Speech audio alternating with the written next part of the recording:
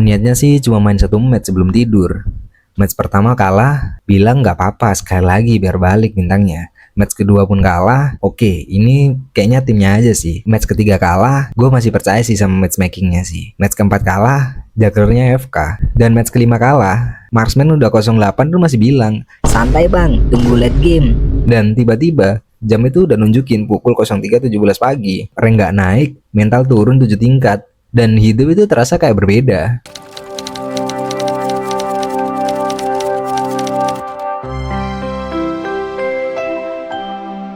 Kali ini kita bakal bahas salah satu musuh terbesar para gamer kompetitif.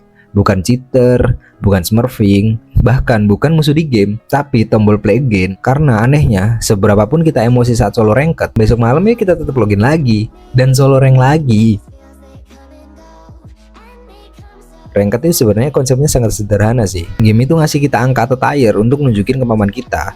Dari warrior sampai mythic, dari iron sampai radian, dari herald sampai immortal. Dan otak manusia itu suka banget dengan progress. Naik satu bintang itu rasanya kayak buset, gue udah jago banget sih, gue udah berkembang anjir. Tapi kalau turun satu bintang, rasanya tuh kayak seluruh usaha dia tuh sia-sia. Dan jujur aja ya, ranked itu dibuat supaya pemain itu punya tujuan jangka panjang. Tanpa ranked, banyak game kompetitif itu mungkin akan terasa cepat ngebosenin ya.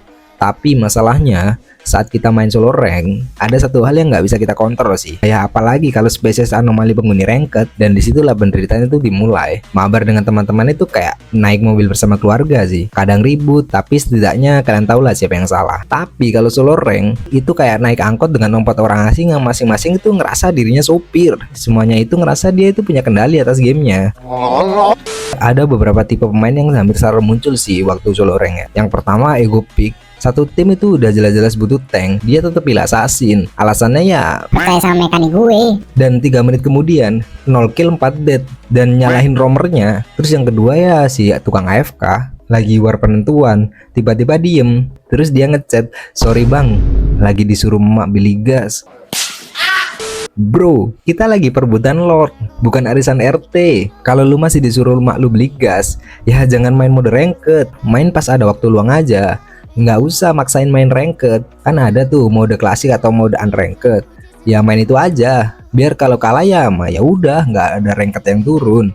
Terus yang ketiga ya si toxic coach, dia tuh paling banyak ngomong sih, paling sering nyalahin tim, tapi dia sendiri tuh ya bottom frag, kill cuma 2, deadnya 2 digit, asisnya juga kagak ada, kayak minim kontribusi bedah. Dan yang paling menyakitkan, terkadang kita itu udah ngerasa main paling bagus banget lah, main udah serasa pro player lah, assassin udah kayak Kairi, main AWP udah kayak dong, tapi tetap aja kalah karena kerja sama tim itu bener-bener berantakan. Dan itulah kenapa banyak pemain itu ngerasa solo rank itu lebih melelahkan daripada sekolah atau kerja.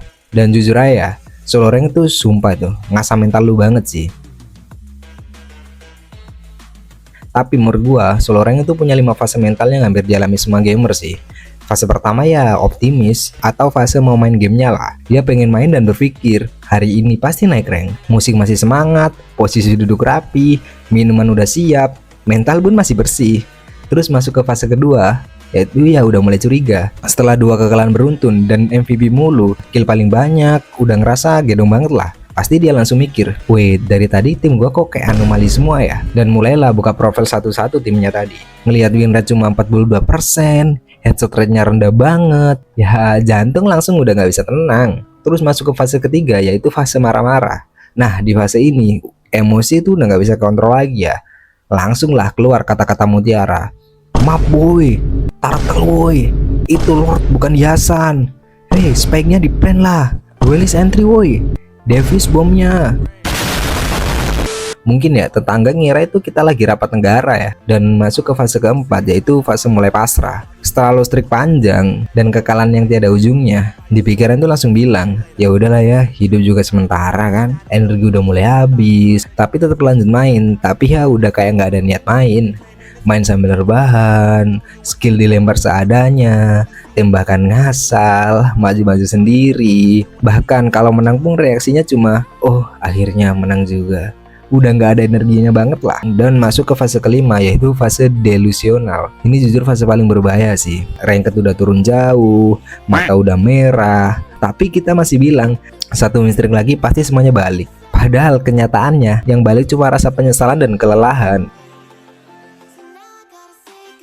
Ini bagian paling menarik sih. Kalau solo rank begitu menyiksa, kenapa kita tetap main lagi? Jawabannya sebenarnya simpel ya. Harapan kemenangan berikutnya. Setelah berkali-kali kalah, satu kemenangan itu terasa sangat memuaskan sih. Otak kita itu mulai berpikir, nah kan gue sebenarnya bisa. Dan perasaan itu bikin kita itu nekan tombol play again. Mirip lah kayak di dunia nyata ya. Kita sering gagal berkali-kali, tapi kita tetap coba lagi karena kita itu percaya mungkin percobaan berikutnya itu akan lebih baik. Dan jujur ya, itulah alasan kenapa solo rank itu terasa sangat personal ya. Kadang yang dipertaruhkan itu bukan cuma bintang, tapi juga harga diri.